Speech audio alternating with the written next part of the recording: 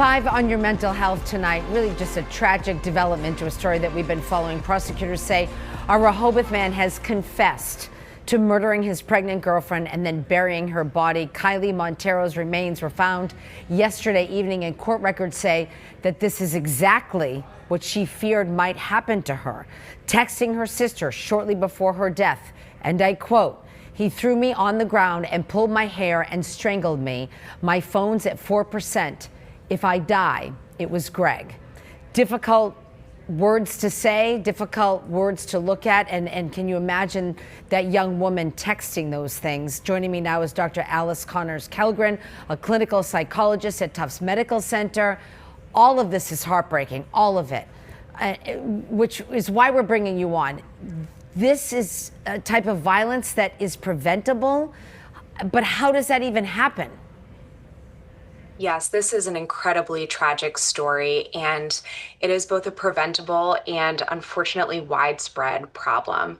We've seen this type of violence over and over again. About 30% of women have experienced physical abuse by a partner, and this rate increases during pregnancy. In fact, the homicide rate for women of reproductive age is 16% higher among those who are pregnant than those who are not. I want to be clear that the person who is perpetrating the abuse is always the one who's responsible for the abuse. That being said, it's important to know the warning signs that a partner might be becoming abusive. So specifically, efforts that someone might make to gain power and control, whether it's emotionally, physically, financially, or sexually, are signs to end the relationship or to intervene for someone that you love.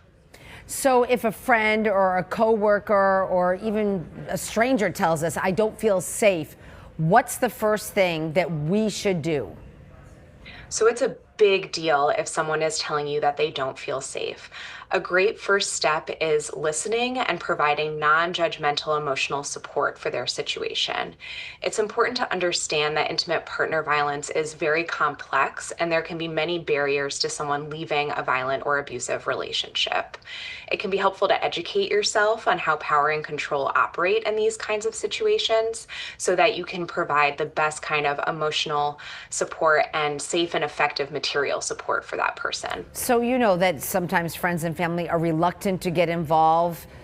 They're reluctant to ask the police to get involved. They're worried that that could potentially make the situation worse. So what do you want to say to that? Yeah, so I think it can be really difficult to know how much or even how to get involved. So if you have somebody that you know who you think is experiencing domestic violence, it can be really helpful to reach out to a local nonprofit that specializes in these issues, because they will help you to figure out how you can be the most effective and safest support for that person. But how do you find that local nonprofit? I mean, do you go to Google and say local I feel like there's somebody who is in danger. What's my local nonprofit? I mean, that's I want to be able to, give more resources if we can. Yeah, absolutely. So going to Google is a great start. I know in Boston, the Boston Area Rape Crisis Center is kind of the go-to. On the South Shore, it's Dove. There's also a resource called the hotline.org, which is a national resource and can provide more local resources for folks. Thank you so much, Dr. Connors-Kellgren, for sharing that information, for sharing your expertise, and we really appreciate it. A difficult subject, but one that we should be talking about. And just as a reminder to our viewers, if you are in a domestic violence situation, you need help, contact that agency. Like Dr. Connors-Kellgren was just talking about. You can call the National Domestic Violence Hotline, 1-800-799-7233. It's 1-800-799-SAFE. And we also have a list of resources right now on our website, WCVB.com.